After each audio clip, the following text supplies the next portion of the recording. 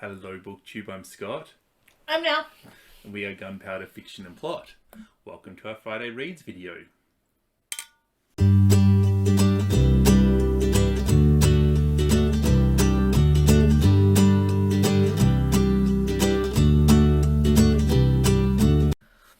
I have my favourite blanket on today, just so everyone knows. This is your favourite one? Yeah? Yeah. This is Oyster Bay Sauvignon Blanc, and it is really good. Yes, it's one of my favourites, especially considering the price of this compared to the prices of my other favourites. Yes. Yeah. Well, we start this off with a shout out, and normally I pick our shout outs now, but this time you're picking our shout outs. I am. What did I pick?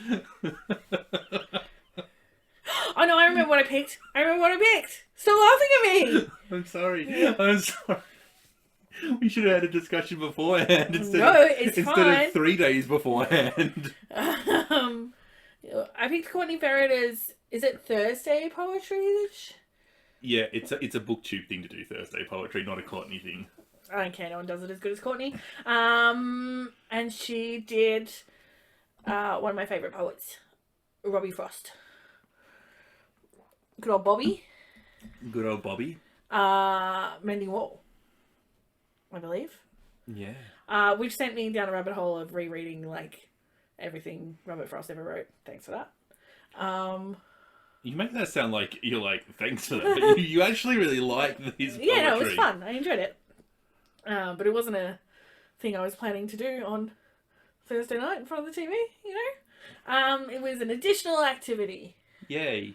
And why is Courtney's reading of Bobby Frost so good? Because she's not shit at it, and she sees the things that are in the poetry and talks about them. Subscribe to Courtney. She's not shit. I'm sorry, Courtney. But you did make me very happy, and I insisted that we give you the shout out. So consider that a measure of my regard. I think that Courtney's actually one of the most intelligent, if not the most intelligent booktuber out there. Scott's into this measurement, and I'm not. Yeah, it's a dumb measurement, to be honest. But I like that Courtney is very intelligent and is also a lazy pleasure reader. Yes. Yes. All right, what's the first book you finished? I finished Grief is the Thing of Many Feathers by Max Porter, I think. Which was a weird, not quite poetry, not quite novella. And it was beautiful. Not quite poetry, not quite novella. I suspect he's a poet, and that this was not quite a novel in verse, but there was definitely verse involved. Is that all you want to say about this book? If I wasn't driving when I was listening to it, I probably would have cried. It was quite emotional and beautiful and ugly and grotty. It was good. I enjoyed it. That's what I want to say. Yeah. So, I read 4 books. Not 3. You beat me. Yeah, I did. The other one I read is called The City Born Great, which is a little story by N.K. Jemisin. I've not read N.K. Jemisin before, and I enjoyed this story, but it was very light on. So I'm hoping that with a bit more length, her other works. So I've got her trilogy there. It's very pretty, those books. The Gate trilogy. What books? The box set thing that you have from N.K. Jemisin. Yeah, they are very pretty. I'm hoping that's a bit richer and a bit more complex. But also, I didn't say I beat my Goodreads goal, which means it's only July and I've read more books than I read all of last year. I'm so happy. Smashed it with a hammer. Yeah, it's really good. That means I'm making more time for myself and I'm spending that time doing something I love, and that is the fucking shit. So I'm very proud of myself. The shit. Mm-hmm. What's your next book? I'm going to say this wrong. I'm going to get the words in the wrong order. I think. Black God's Drum, I think, by P. Djeli Clark. Do you want me to look up the title? No, we'll put it on the screen. Yeah, okay. And then you'll see how wrong I was, or how right I was. Yeah. It's actually called, like, Nicholas Nickleby. No, it's definitely those 3 words. I just get the order wrong all the time. God's Drum Black. Yeah, something. It's like an Afro-futurist situation, which I'm really digging. I really like it. And it's set in a reality with airships, like blimps. So it's steampunk. I mean, I guess you could call it steampunk. And it's like an alternative reality where, unless I know nothing about American history, which is totally possible, where New Orleans was a free state for African Americans before the end of slavery elsewhere in the South. And it's set in free New Orleans. And it's very rich in like Haitian lore and gods and stuff, and it's spiritual and it's action packed, and the characters are all awesome women. Yeah, I'm into it. It's good. You're into a bit of P. Djeli Clark lately, aren't you? Yeah, and often quite a quick read too, so that's handy. Would I like it? Or is it too whimsical for me? I think it's too short. I think I like the short, like, wham bam, thank you ma'am. Suffragette City. I'm pretty sure this is going to be a series. The character development is left partway through the arc type situation. I actually quite like those stories. Whereas your focus on character means that I think you need a longer book. Or a more intensely character-focused book. Yeah. And this sort of action-adventure, I think, gives you that arc over a series. So unless you were going to commit to a series, I don't think you would like it. Yeah, okay.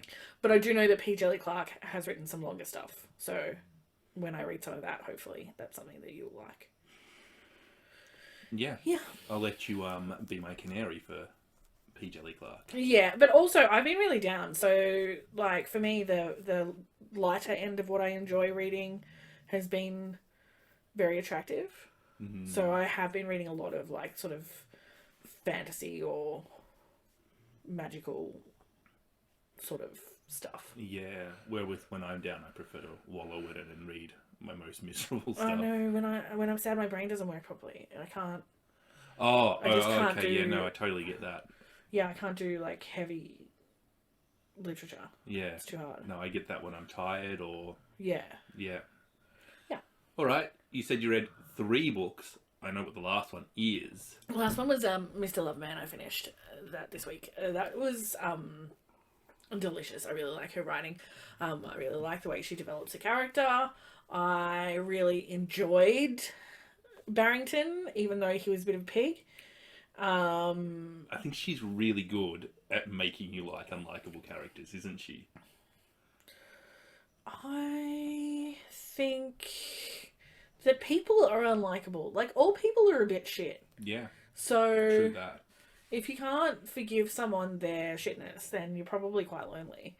And I don't think that readers in general demand perfection from their characters, as in them being a perfect ethical creature, or... I actually think that we like characters for their flaws rather than their virtues. Because I think that's how we like people. Yeah. I like you because you're an egotistical... megalomaniac. Yeah. And you like me because I'm so pretty it hurts you. Yeah. Yeah. But Barrington was enjoyable because he was a rascal. He was a rascal. He was a rascal. You're a rascal. I also really liked his partner Morris. Yeah. Because he just dug the old elbow in and just... I liked Barrington's daughter. Which one? The one that took him out clubbing. Oh, Maxine. Yeah, I liked all the characters. Like, even the like, villain of the piece, Barrington's wife. Oh, she's not the villain. I liked her. Yeah. She's the victim of the piece. I don't think she is. I think she's a tough bitch. I think they're all victims. I think it's a really good book, though. It's really sad and really enjoyable. I thought it was really good. I didn't think it was overly sad. I thought that it was just life, you know, like, this is the reality for, like, so many people. And if it's not this, then, like, the idea of a truly happy, equal, everyone's enjoying it marriage is, like, it's bullshit until even recently. You know what I mean? Yeah. Like, you can't really... You're saying the power dynamic because Barrington is a man and his wife is a woman. I'm just saying, like, 100 years ago, women were property, so no one was fucking happy in those marriages. You know what I mean? Like, and 50 years ago, it was better, but not much. Is it equal now? No, it's not equal now. Yeah. But I think that there's the possibility to have a marriage that both parties are enjoying without, you know... I don't think that's as rare as it was 50 years ago. Yeah. I mean, the only reason you don't enjoy our marriage is because I'm an insufferable prick, not because I'm thinking you're my property. Yeah. That's progress. It's actually a personal flaw that you're hating in me rather than the institution of marriage. Legitimately. Yeah.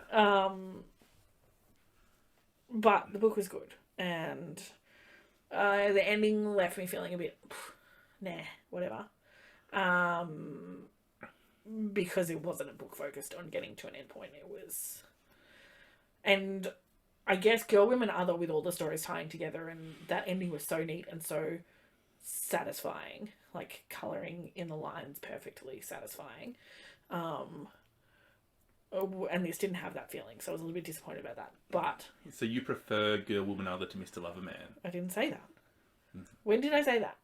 You said that the ending of Girl, Woman, Other was better. I said it was satisfying. I didn't even say it was better. Yeah, okay. If you want to, like, you know, rely on things like facts for your argument, then you're correct. It's got to do it. Yeah. What'd you read? Yeah, so because it's the book along list this week, I thought I would read the head judge's Chigozie Obiami's most famous book, An Orchestra of Minorities. Now, it turns out that he's not the head judge, that he's just on the panel. But at the time, I was sure that he was heading the panel, like Bernadine Evaristo is for the Women's Prize. Yeah, okay. But, so I'm reading this for the booker, essentially, so I can appreciate the judge's choice in books and stuff a little bit more. Yeah, okay. And I suspect that this will be the best book that I read for the entire Booker Prize longlist project, and it won't actually be on the Booker Prize. On the long list. This is an incredible book, Orchestra of Minorities. Yeah, it's... Firstly, if you've read it, the ending, I hated it, then I liked it, then I hated it, then I liked it, and I just feel like I've been flattened by a train. It really broke me, the ending, because I just couldn't... decide how you felt about it? Oh, it was so wrong, and yet it kind of wasn't. Right. But this is quite a sad story about a Nigerian man and the relationship he has with his wife, and how he tries to better himself and the challenges he faces along the way. There is one really distressing scene. If you want to read this book and you're thinking about it, it's an incredibly distressing scene of animal cruelty in this book. If you really like falcons and you don't like to see them brutalized in a way that... Yeah, okay. Yeah, just horribly brutalized, then don't read this book. But yeah, it's just...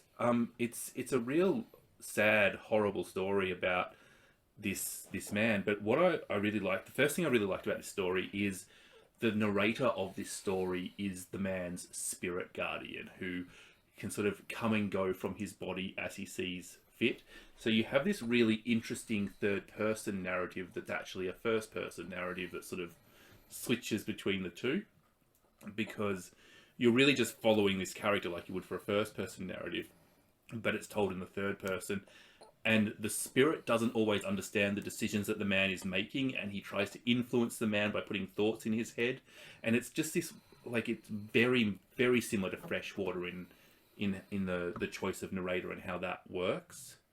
And I thought that's really wonderful, and it, you know, it kind of reminds me of the Quakey Amazing. We've got, I mean, two Igbo Nigerian authors. There's got to be some crossover in reference here.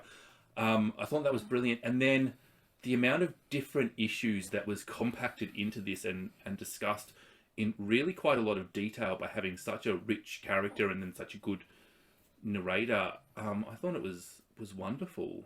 A really good, a really sad, really good character focused novel.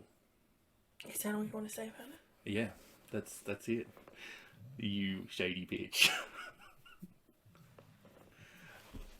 What did you say? Yeah. Then it's Jane Austen July, so I thought I'd best read an Austen.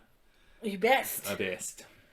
Last year I read Mansfield Park, and I really liked Mansfield Park. And quite a few people said, well, if you like Mansfield Park, you should read Persuasion. And I thought, that's a problem, because I didn't really like Persuasion. But, you know, I thought I didn't like Jane Austen, so I'll give Persuasion another shot and see if I'm wrong. And I didn't really like Persuasion.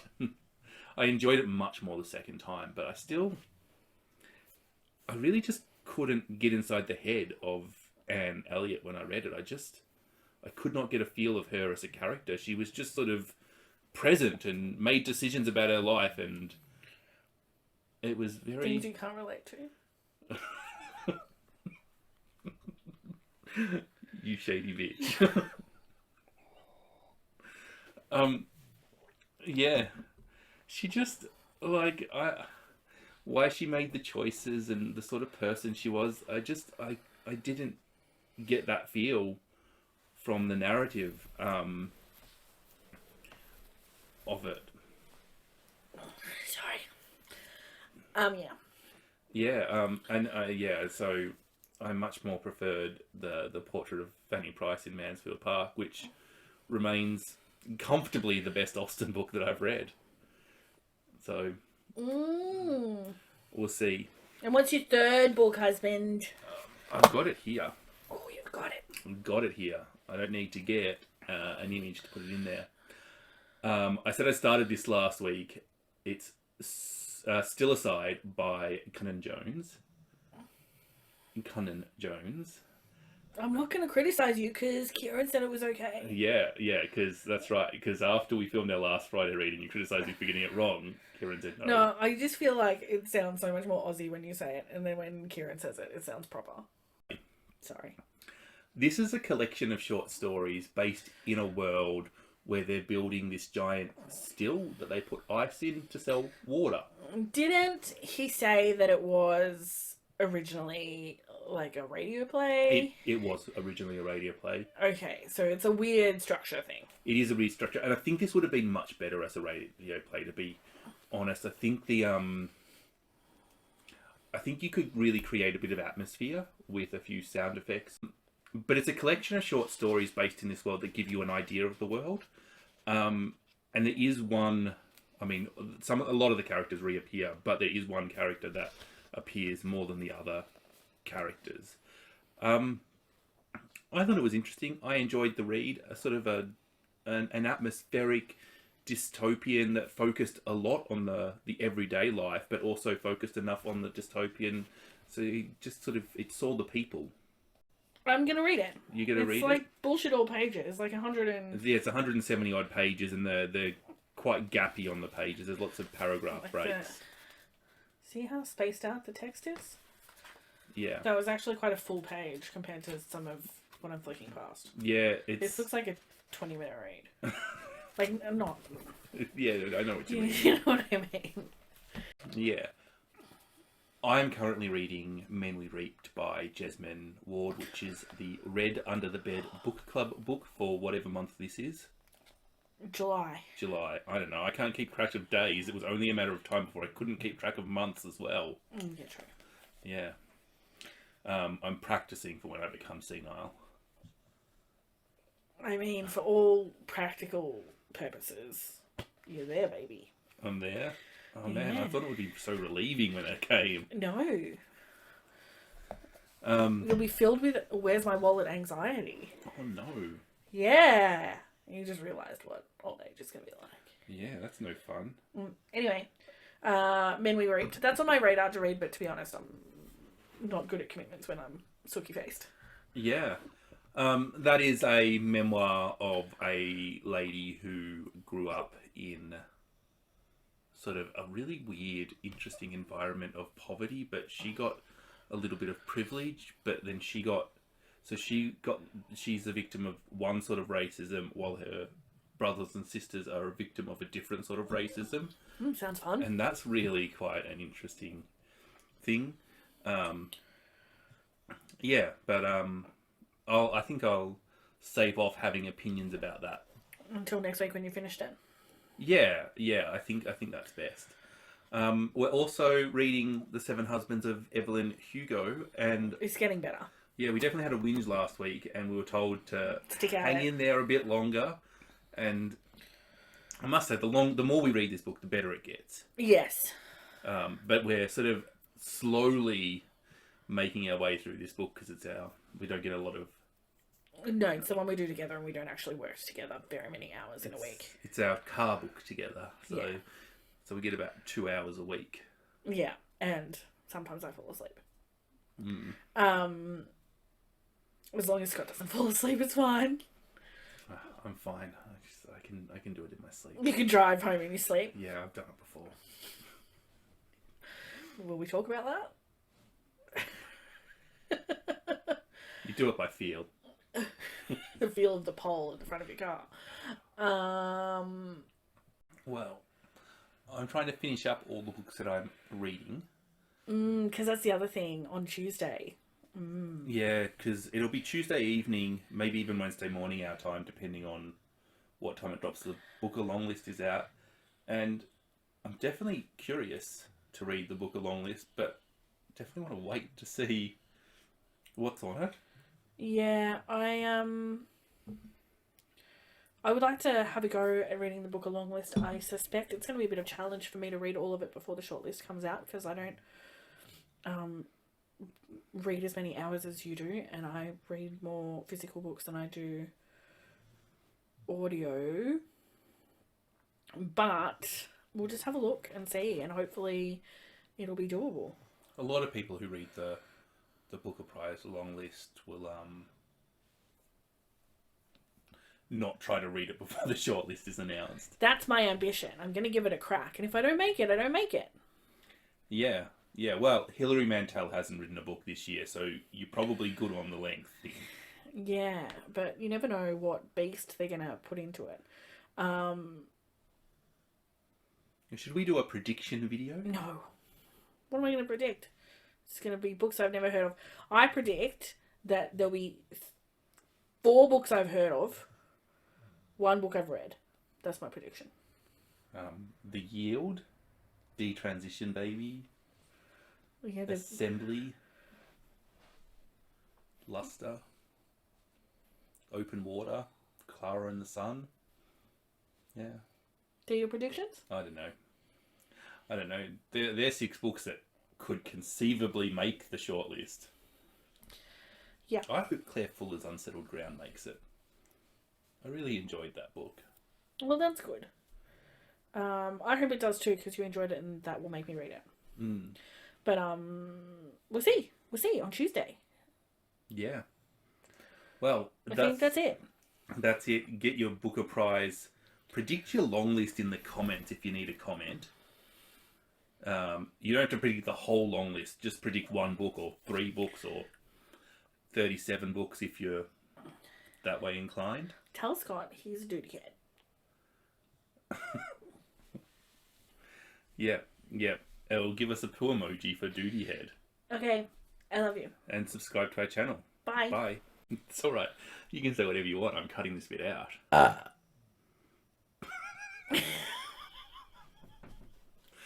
That'll be the highlights at the front. Of course it will.